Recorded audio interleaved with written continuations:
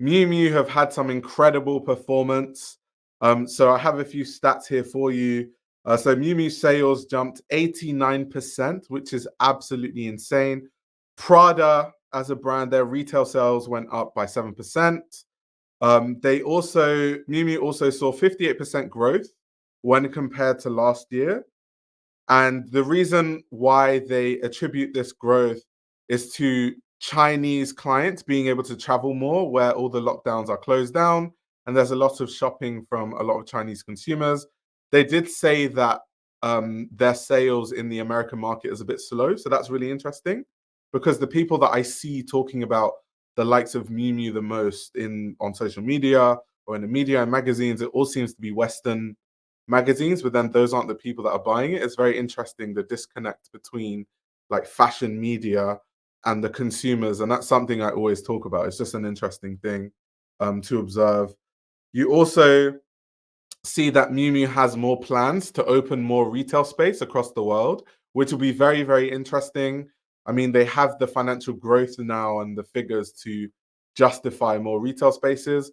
That would be cool to see because, as you guys know, Miuccia Prada is very, very particular on her retail spaces. She has certain architects that she works with, certain artists that she collaborates with to do set design and things like that. So I can imagine that the new stores will be very, very interesting from a design perspective and also just the location and everything around it, to be honest. The discussion I want to have on this live stream is why do we think that Miu Miu is doing so well? What is it about Miu Miu? What's the allure of Miu Miu that is, drawing consumers to the brand? Obviously, there's things that people talk about. Everyone talks about the fact that it has this youthful energy. It, goes across class, it goes across age. There's older women that wear it, there's younger women. Miuccia Prada has even said this in an interview that there's a wider customer base for Miu Miu than Prada because Prada is a bit more mature. It's a lot more older people that buy it. Um, and it's really interesting. I think Miu Miu has almost spearheaded or brought back a few trends.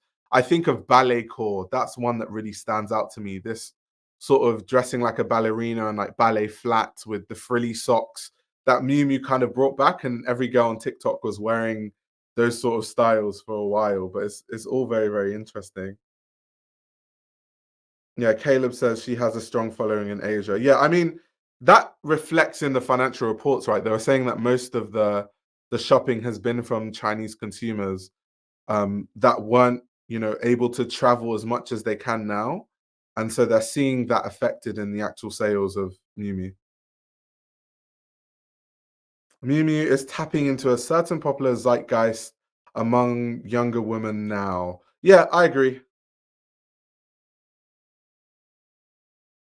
Miu Miu been crushing it, but I find it very, very, very trendy. Gucci had phenomenal growth, taking this tack, and now it's hurting them. Yeah, we're going to talk about Gucci when we talk about Kering's financial performance, but I can definitely see where you're coming from with that viewpoint. It's young, it's easy to appropriate, but mostly in terms of products, buying a dupe doesn't have the cachet.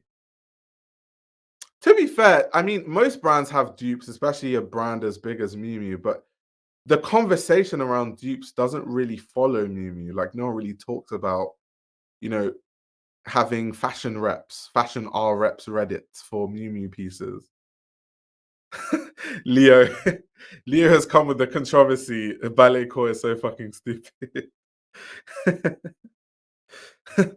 Quality, my old stuff looks new. That's actually amazing. That's a good thing to point out because I'm not too privy to Miu Miu quality. I can't really speak to it. I know that Prada quality isn't fantastic. I mean, I have friends that have Prada pieces that literally disintegrate as you wear them. My friend had Prada derbies and like the chunky ones, and they are attached together by glue.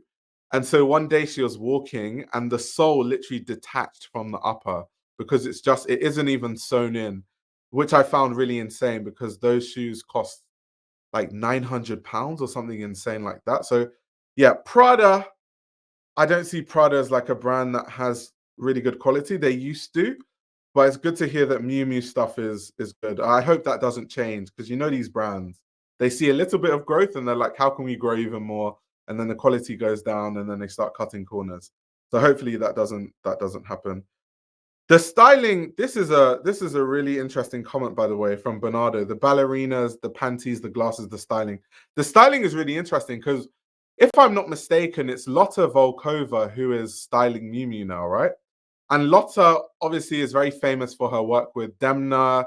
She was with him at Vetements, and she kind of helped steer that really youthquake sort of energy that was coming from Vetements. And I think that's almost like her niche because she's done that again with Miu Miu, but just in a very different way and with women instead of, majority men clientele. So that's quite interesting. That Lotta Volkova, her styling or the way that she styles clothes is very good in, bringing this youthful energy to brands. I think a lot of other brands can learn from that actually. Miu Miu have TikTok trends on lock. Miu Miu seems to dictate trends. I agree. Like I said, I think Miu Miu almost single-handedly brought back ballet core. Of course, there was a recent Chanel collection too. I think it was the last what collection was it where they had all those like ballet flats and it was like even like ballerina dresses and all that.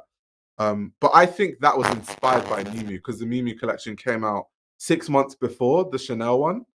So it's almost like cause and effect. There's a lot of disposable income in today's young Asian generation. Miu Miu is also a very small brand. Even with the growth, it's not bigger than Balenciaga. Oh, yes, this is something that's very important to bring up because when we talk about the Kering issues, and we're going to get to that, I saw, because I posted something on Twitter, I think, and someone was saying that, Kering could learn from Miu Miu's growth. And my response was essentially that I don't think the two are comparable because Miu Miu is such a tiny brand compared to the likes of Gucci, which is the main reason why Kering has, bad financial performance. Gucci is so big that they have a much harder job to find a new market because almost everyone knows what Gucci is at this point. So finding new markets and trying to grow even more and trying to sell consistently even more is really hard when you're as big as Gucci. Whereas when you're the size of Miu Miu, a lot of markets are still quite untapped. There's a lot of people that still don't know what Miu Miu is compared to Gucci. So I think, growth for a massive brand like Gucci is a lot more difficult than growth for a smaller brand that has more potential to bring new customers to the brand. So that is something that I think is really important to mention and to talk about. Okay, Rachel's talking about Prada. That's always been my issue with Prada. Quality is not made to last. Yeah, I on Patreon, I was reviewing this chapter that's about handbags. I posted it a few days ago. And Dana Thomas in How Luxury Lost Its Luster in the book, she was talking about how Prada's quality went down even back then. So she said she bought this Prada piece in the 90s, I think it was. And till today, it's going strong. It's amazing. The quality is great. The structure of it is great. And then she said in the early 2000s, she bought a pair of like Prada trousers and like she bent down to pick something up and then the seams at the bum ripped. And then she put her hands in her pocket and then the pocket seams ripped. And like by the time she got home, like the whole thing had like disintegrated. And when she was trying to find out why the quality was so bad, I think there was like a sales representative or something that said that essentially they started using cheaper thread to sew the garments together because obviously they're trying to cut corners and improve profit margins, and that the thread that they were using before was a lot stronger and could withstand a lot more like stretch and it was a lot more elastic. So it's quite sad what all these brands do. Though Miu Miu and Jacquemus are completely different, I feel like they just catch two sides of the current zeitgeist, the darker one and the funky bright one. I feel like they are evil and bad twins. I like that. Would it be a good business move for Miu Miu to launch a full menswear line? Kim Jones is wearing Miu Miu everywhere he goes. Yeah, I think it would be, to be fair. It would be. It actually would be. I think a lot of men just gravitate towards Miu Miu because it's actually really fun. And if you can fit into it, then fair enough. I heavily lean towards things that are marketed as menswear. Not even because I don't like women's wear. I actually prefer women's trousers, especially because men.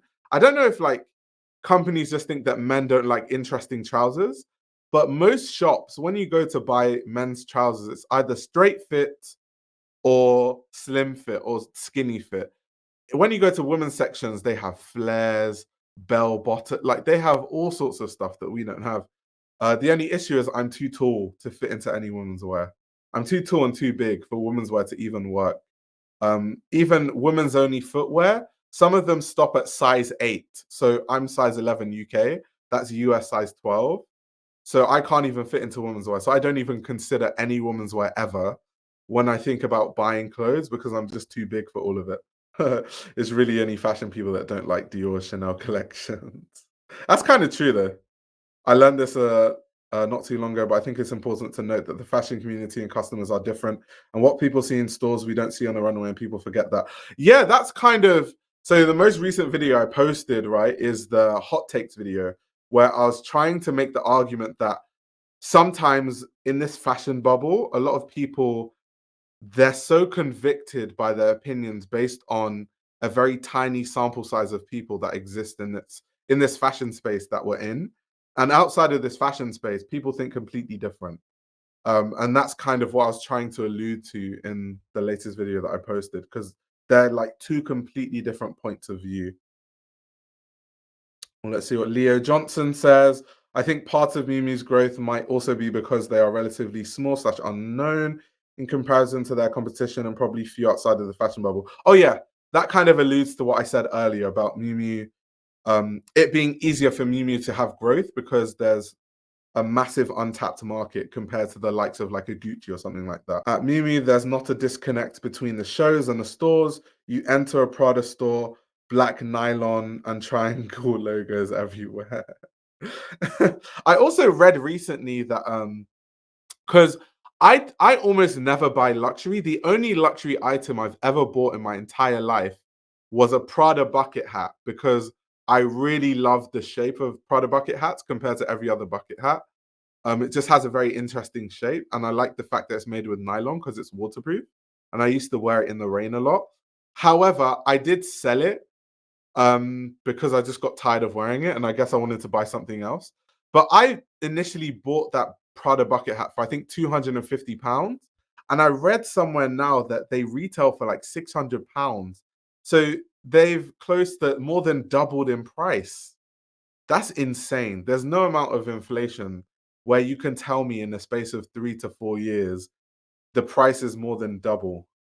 These luxury brands are, yeah, they're doing interesting things with their pricing. Why do you believe Miu Miu is known for having better quality than Prada? Maybe scale and larger production. So yeah, scale is very important when it comes to quality because let's use Balenciaga as an example, right? So Balenciaga, when they initially made the Balenciaga Triple S, they were made in Italy. Then they started to make them in China. And then people started to notice that the China-made models were lighter, not as good quality, not as sturdy. The fabrics weren't as good that were used to make the shoe, blah, blah, blah. Now, Balenciaga actually said the reason why they moved production to China is because the production couldn't meet the demand, which I half agree with and I half believe, because I can imagine how that's true. Balenciaga has quickly become like a really enormous brand compared to what it was. So I can understand how they'll be like, okay, we need like bigger factories.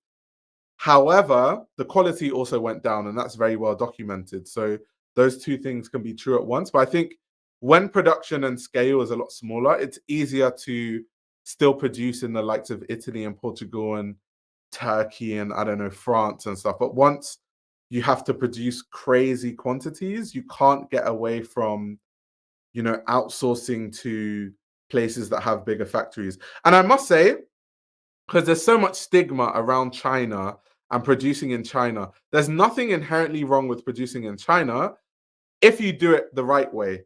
The reason why there's so much, bad press, I guess, around producing in China is because when brands go to produce things in China, they actually go there with the intention to cut costs. So in China, they have the facilities, they have the infrastructure to make things extremely high quality. But when brands go there, they're going there with the intention that, okay, we are going here to exploit the labor laws, to get cheaper labor, to produce less quality items so we can improve profit margins and the shareholders are happy. That's the intention when they go there. So that's why the quality is less. So it's nothing to do with, you know, the Chinese market not being able to produce high quality garments. And it's more to do with the shady intentions of, you know, these luxury brands. And I think that must be mentioned because I think sometimes there is like this stigma that, oh, they're outsourcing to China now, so there's no way it could be high quality. I don't think that's true. There are brands I know that make stuff in China and the quality is insane. Like Uma Wang, if you guys have felt Uma Wang fabrics, insane. So I think it just depends. Oh, this is you're talking about Dana Thomas with her Prada trousers. Yeah, using a cheaper thread is nasty work. That should be the last place you try to cut costs. Oh my God, this is why I'm not okay, it's kind of like a half advert for Patreon, but I talk about this on Patreon quite a lot because we're going through the book in the book club, right? So just to go back to kind of what was said in that Patreon episode, um, so in this chapter, Dana Thomas was speaking to a lot of people that work in factories, and there were representatives from brands who were saying how they started cutting costs. So they were talking about they started to shorten the sleeves of the jacket, and there was an executive that said, you know, it seems really insignificant to just cut the length of the sleeve by like an inch, but when you add that up into like 10,000 jackets, 20,000 jackets, it really adds up. So yeah, they were using cheaper thread. They were cutting sleeves. Dana Thomas, even in the chapter, she said that there was a point where someone said, why do women even need lining? So then they started to make pieces that didn't even have lining, which is so insane just to cut costs. So yeah, it's wild. It's wild. This YouTube channel runs on your support. If you want to support the channel, you can subscribe to my Patreon. You'll gain access to exclusive content that includes everything from my Patreon podcast, where I give a behind-the-scenes insight into the fashion industry, as well as a fashion book club, where I review my favorite fashion books. You can also check out my fashion ebook, which highlights the best fashion journalists to follow, definitions of common fashion terminology, and how to determine what a good source of fashion information is. The links to everything are in the description below.